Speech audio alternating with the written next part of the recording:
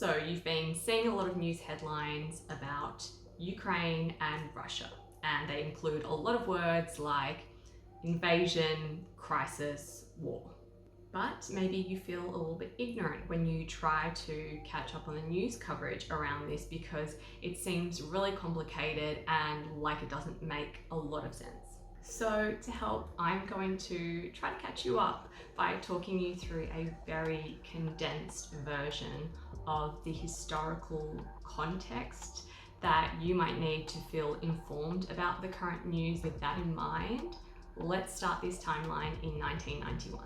The rise and fall of the Soviet Union is a huge historical topic in its own right that deserves its own fully dedicated explainer. So to keep this really concise, I just need you to know two things. The Soviet Union was made up of 15 republics, which we now might call countries, that were operating as one state, and its capital was in Moscow, Russia.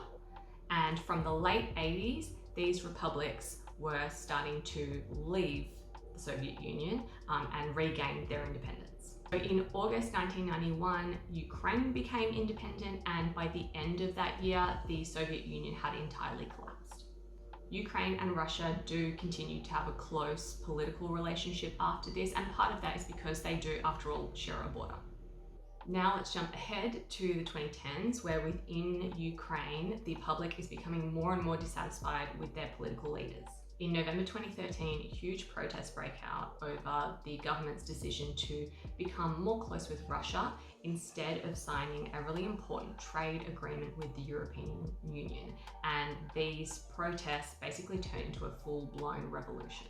In February 2014, they overthrow the government and kick out then President Viktor Yanukovych. This is concerning to the Russian government and President Vladimir Putin because of course they have those close ties, but it also presents kind of an opportunity.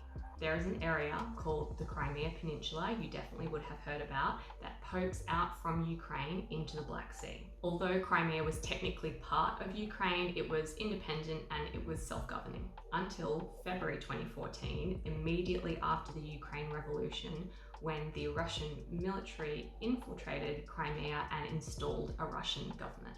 This is what you definitely will have heard about in the news before and is known as the annexation of Crimea.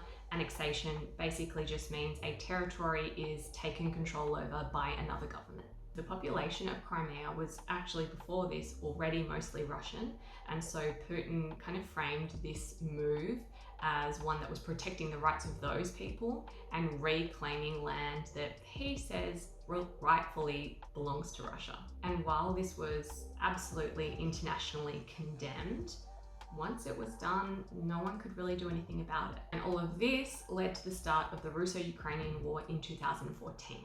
Because the thing is, there was still a lot of protests and a lot of unrest within Ukraine at this time. They had literally just overthrown their own government. So under the guise of protecting themselves from any potential spillover from this unrest, Russia sends a lot of military presence to its borders with Ukraine. And keep in mind, now that it's taken control of Crimea, Russia actually has two borders with Ukraine, not just one.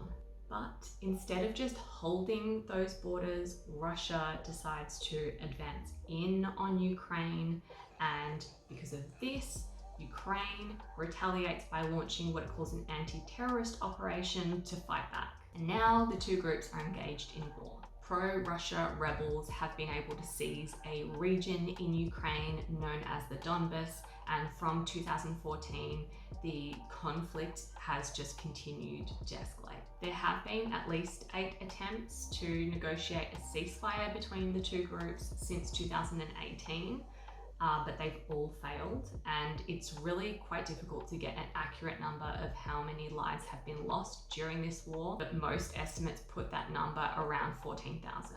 In March 2021, the intensity of all of this increases again when NATO begins running military training exercises in specific areas across Europe. Several of these activities are taking place in Ukraine. Now, for context, Ukraine has been trying to join NATO since the early 2000s. NATO is a military alliance of 30 countries led by the US, and it was formed post-World War II. Its original purpose was to prevent against any potential new attacks from Germany or the Soviet Union, and that is why Russia has always been opposed to NATO's existence, because its purpose is to prevent the expansion of Soviet or now Russian power into any new territories. One by one, all of the countries in Eastern Europe that are geographically closest to Russia have joined the alliance, and now there are actually only 2 countries that are not a part of NATO, Belarus and Ukraine. So when NATO starts running these military exercises and training and funding in Ukraine, of course, Russia does not like this at all. This brings us to the last crucial event on this condensed timeline, which took place in December 2021. To try to de-escalate the situation, at least from their point of view, Russia drafted a proposal and took it to the US to sign, and this proposal asked them to do a few things. 1, stop all NATO military activity in Eastern Europe, which of course includes Ukraine. 2, block NATO from deploying activities in any countries that joined the alliance after 1997. This is basically all of the Eastern European countries near Russia, so think Poland, Latvia, Lithuania. And 3, prohibit any former Soviet territories from ever joining NATO. So again, this would include Ukraine. If the US refuses to sign this, which is like almost a given that they will not agree to any of this, some figureheads in Russia have essentially threatened war.